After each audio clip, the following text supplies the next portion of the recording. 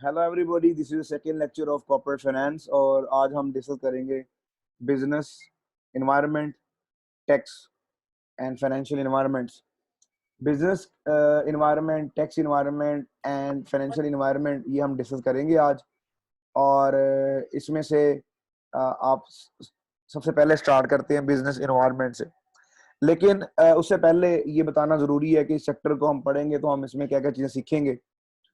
तो उसके लिए हमारे पास सबसे पहले कि बिजनेस इन्वायरमेंट के बारे में पढ़ेंगे, बिजनेस की टाइप्स कौन कौन सी होती हैं और बिजनेस कैसे किया जाता है और उसकी कौन कौन सी टाइप्स हैं और कौन क्या क्या उसके एडवांटेज हैं, क्या क्या उसके डिसएडवांटेज हैं।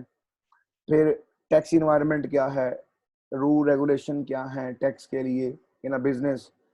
And then we will discuss the financial environment जो है वो आपका क्या है इन कॉर्पोरेट फाइनेंस में। तो इस चैप्टर के अंदर हम सिर्फ तीन चीजें डिस्कस करेंगे और सीखेंगे, बिजनेस इन्वायरमेंट के बारे में, टैक्स इन्वायरमेंट के बारे में और फाइनेंशियल इन्वायरमेंट के बारे में। तो चलें स्टार्ट करते हैं। सबसे पहले है बिजनेस इन्वायरमेंट। यूएसए के अंदर नॉर्मी चार किस्म का जो फॉर्म है, चार किस्म का जो बिजनेस है वो ऑर्गेनाइजेशन की जाती है। सबसे पहला आप सब इससे फेमिलियर हैं, जिसको हम बोलते हैं सोल प्रोप्राइटरशिप। सोल प्रोप्राइटरशिप से मुराद ये कि सिंगल इंडिविजुअल बिजनेस को हैंडल करता है, सिंगल इंडिविजुअल बिजनेस को चलाता है, सिंगल इंडिविजुअल बिजनेस की फाइनेंशियल, बिजनेस की performance, working output, each and everything जो है वो एक सिंगल इंडिविजुअल करता है। अगर एक सिंगल बंदा जो काम करे या सिंगल बंदा बिजनेस करे, हम उसे कहते हैं कि ये सोल प्रोप्राइटरशिप बिजनेस है। सेकंड नंबर पे आपके पास है पार्टनरशिप। जब दो या दो से ज्यादा लोग हों, वो मिलकर काम करते हैं, तो पार्टनरशिप है। उसमें फिर पार्टनरशिप में भी आगे है जनरल पार्टनरशिप है या लिमिटेड पार्टनरशिप है। ये हम अगर डिटेल में बताएंगे कि लिमिटेड पार्टनरशिप में जस्ट आप इन्वेस्टर हैं, आपकी लायबिलिटी नहीं है, लेकिन जनरल पार्टनर में आपकी लायबिलिटी भी है और अनलिमिटेड लायबिलिटीज हैं। तो दो से ज्यादा जब लोग मिलकर काम करते हैं नॉर्मली, तो उसे हम पार्टनरशिप बोलते हैं। उसके बाद हमारे पास जो नेक्स्ट कॉन्सेप्ट है वो है कॉर्पोरेशन। इसी को हम जैसे बोलते हैं joint stock company.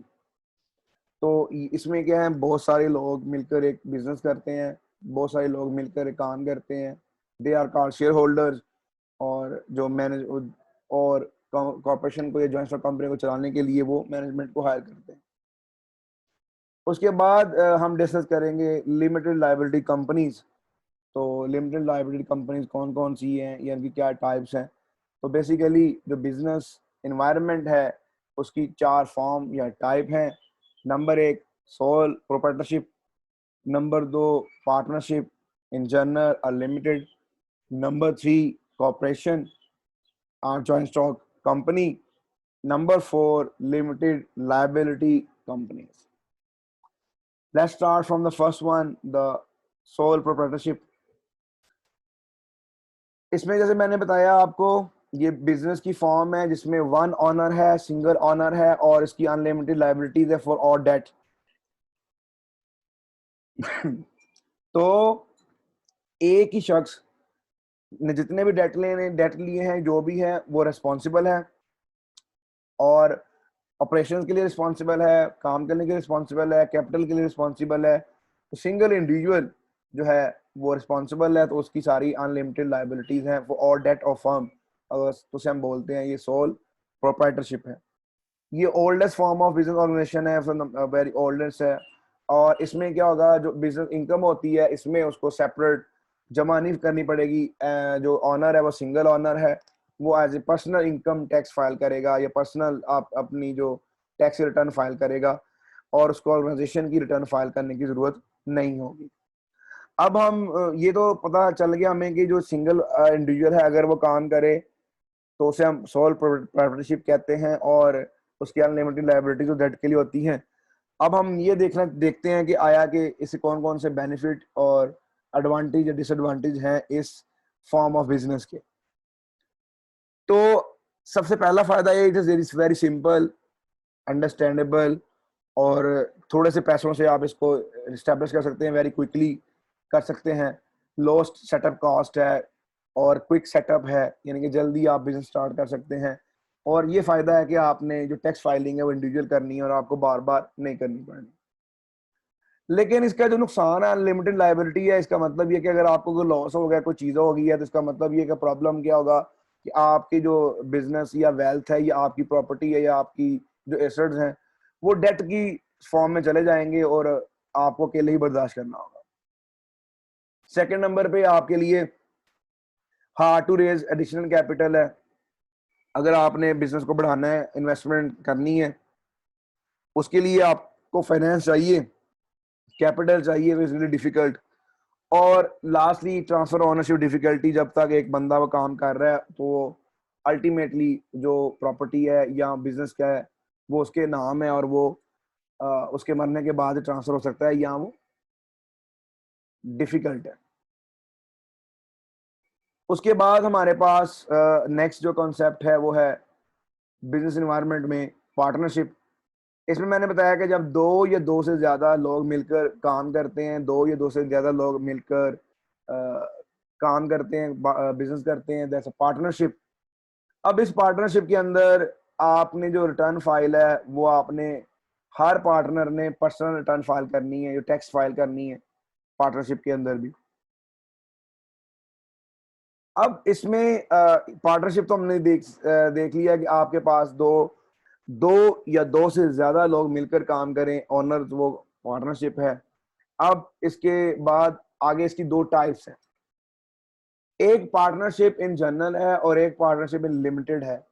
General partnership में क्या है कि जितने भी पार्टनर्स हैं, जितने भी लोग मिलकर काम कर रहे हैं, वो सारे लायबल हैं सारा किसके लिए, जो भी ऑब्लिगेशन है पार्टनरशिप के, चाहे वो डेट है, चाहे वो प्रोडक्शन है, चाहे वो प्रॉफिट है, लॉस है, कुछ भी चीज है, वो सारे के सारे जो पार्टनर्स हैं वो लायबल हैं उस चीज को करने के लिए, और वो अनलिमिटेड लायबिलिटी है।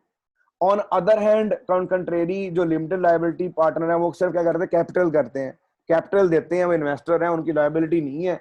मतलब अगर आप तीन लोग मिलकर काम कर रहे हैं तो उनमें से दो लोग ऐसे हैं वो काम कर रहे हैं, प्रोडक्शन भी कर रहे हैं, चीजें भी कर रहे हैं, और थर्ड जो पार्टनर है वो सिर्फ पैसा दे रहा है। तो थर्ड पार्टनर है वो लायबल नहीं है आपके डेट का, लॉस का या चीजों का। सिर्फ आपके जो जनरल पार्टनर है दोनों, वो दोनों उसके लायबल हैं डेट के या लॉस के।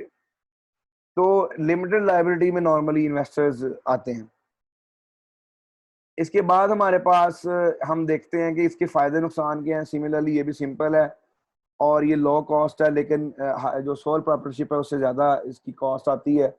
ये भी रिलेटिव कोई बिजनेस है, जल्दी कर सकते हैं, और लिमिटेड लायबिलिटी होती है लिमिटेड पार्टनर्स के लिए।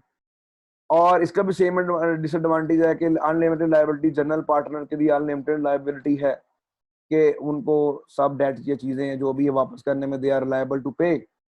और उसके बाद ये कि उनके लिए जो कैपिटल है उसको रेज करना मुश्किल है, और ऑनरशिप जो ट्रांसफर उसमें डिफिकल्टीज हैं कि वो ट्रांसफर करने में प्रॉब्लम होगा, it depend upon all the partners, और वो किस तरीके से उसको लेके चलते हैं और कैसे ट्रांसफर या रूल रेगुलेशन बनाते हैं। And lastly we have a corporation, joint stock company. ये बिजनेस की ऐसी फॉर्म है, ये लीगली सेपरेट फॉर्म है, इट्स ऑनर, यानी कि अपने जो ऑनर है उनसे सेपरेट होती है, क्योंकि शेयर होल्डर्स हैं वो शेयर होल्डर तो होते हैं, उसके मालिक तो होते हैं, लेकिन जो लीगली जो है उसको manager, executive director, board of director और जो मैनेजमेंट है वो चलाती है, जॉइंट स्टॉक कंपनी जैसे है।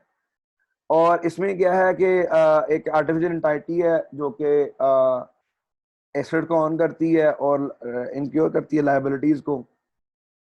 और इसमें क्या है कि दो चीजें, इसमें जो बिजनेस इनकम होगी वो अकाउंट कॉर्पोरेशन की सेपरेट टैक्स फाइल होगी, और जो शेयर होल्डर है उसकी सेपरेट टैक्स फाइल होगी। अब इसका जो फायदा ये है कि लिमिटेड लायबिलिटी है, आप ऑनर है, आप 10% के मालिक हैं, लेकिन आप you are not liable to pay each and every loss. और आप अगर आप शेयर होल्डर हैं, अगर आप नहीं चाहते शेयर रखना तो आप बेच सकते हैं, और एक से दूसरे के नाम पे जल्दी ऑनरशिप हो जाती है। अनलिमिटेड लाइफ है बिजनेस की, और easier to large quantity of capital है। अगर कोई कॉर्पोरेशन है, कोई काम कर रही है, कॉर्पोरेशन जो स्टॉक कंपनी है, तो बहुत सारे लोग उसमें इन्वेस्ट करने को तैयार हैं। तो वो या तो अपने शेयर्स को बेचकर कैपिटल गेन कर सकती है, या वो लोन लेकर। डिसएडवांटेज इसका डबल टैक्सेशन होती है। पहले तो आप टैक्स देते हैं जब आपकी ऑर्गेनाइजेशन देती है, फिर आप खुद टैक्स देते हैं। और ये क्वाइट डिफिकल्ट है कि डेवलप करने के लिए आपकी जो ऑर्गेनाइजेशन है, जस्ट कंपनी है, और इसको चलाने के लिए, मेंटेन करने के लिए एक्सपेंसिव सेटअप है as compared to partnership and sole proprietorship. तो lastly we have a limited liability companies. ये इसको हम बोलते हैं कि ऐसा बिजनेस की टाइप है, इसके जो ऑनर हैं, जो मेंबर हैं, वो कॉर्पोरेशंस को पर्सनल लायबिलिटी और federal tax treatment of partnership provide करते हैं। इसमें क्या है कि आपका ये बिजनेस फॉर्म है जिसमें जो मालिक है, जिसे हम मेंबर बोलते हैं, और वो जो मेंबर हैं वो कॉर्पोरेशन जो पर्सनली लायबिलिटी और फेडरल टैक्स ट्रीटमेंट या पार्टनरशिप का पे आउट करते हैं, उनको हम लिमिटेड लायबिलिटी कंपनीज बोलते हैं। जैसे कभी आपने कोई भी कंपनी देखा होगा तो कंपनी क्या एंड एंड पे लिखा होता है limited, private limited, public limited, और वो ये लिमिटेड कंपनीज यही होती है। और इसमें क्या अकाउंट फॉर मेंबर है, हर मेंबर अलग अलग जो टैक्स फाइल करेगा। अब इसके जेनेरिकली हमारे पास जो ये फर्दर जो 4 स्टैंडर्ड्स हैं लिमिटेड कंपनीज के लिए। जो लिमिटेड लायबिलिटी कंपनी है उसके लिए हमारे पास 4 स्टैंडर्ड्स हैं, लेकिन 4 स्टैंडर्ड में से जो लिमिटेड कंपनीज के लिए 2 जरूरी हैं। एक तो वो लिमिटेड लायबिलिटी हो, यानी कि जो ऑनर्स हैं, मेंबर्स हैं, उनकी लायबिलिटी जो लिमिटेड है, सेंट्रल मैनेजमेंट हो उसकी। अगर ये दोनों कैरेक्टरिस्टिक हों तो उसका हम बोलते हैं ये लिमिटेड लायबिलिटी कंपनी है। उसके बाद इसकी बाद लिमिटेड लाइफ है। उसके अलावा ऑनरशिप जो है वो ट्रांसफर हो जाती है विदाउट एनी प्रोडक्ट कंसेंट, यानी कि अगर जो मेंबर है वो किसी दूसरे मेंबर को या किसी और इन्वेस्टर को वो चीज़ें, वो जो ऑनरशिप है वो ट्रांसफर कर सकता है या सेल कर सकता है। अब lastly we have a advantage और डिसएडवांटेज सिमिलरली। इसके भी कुछ फायदे हैं, कुछ नुकसान है। इसका पहला फायदा तो ये है कि आपकी लायबिलिटी लिमिटेड है, और इसका फायदा एक और भी है कि आप डबल टैक्सेशन से बच जाते हैं, जो कि अगर आप जॉय स्ट्रॉन्ग कंपनी में एज ए शेयर होल्डर हैं तो आपको देने पड़ते हैं, इसमें आप बच जाते हैं। और इसमें जो ऑनर की रिस्ट्रिक्शन भी नहीं है, कितने मेंबर ऑनर होने चाहिए, और कैपिटल रेज करना भी इजी है। लेकिन ऑन अदर हैंड में जो लिमिटेड लाइफ होती है वो जेनेरिकली कम होती है, और जो ऑनरशिप डिफिकल्टीज है वो जनरली होती हैं। तो ये था लिमिटेड लायबिलिटी कंपनीज। तो नेक्स्ट लेक्चर में we will start about corporate income taxes. जो कॉर्पोरेशंस हैं वो कैसे इनकम टैक्स से रेलिवेंट काम करती हैं।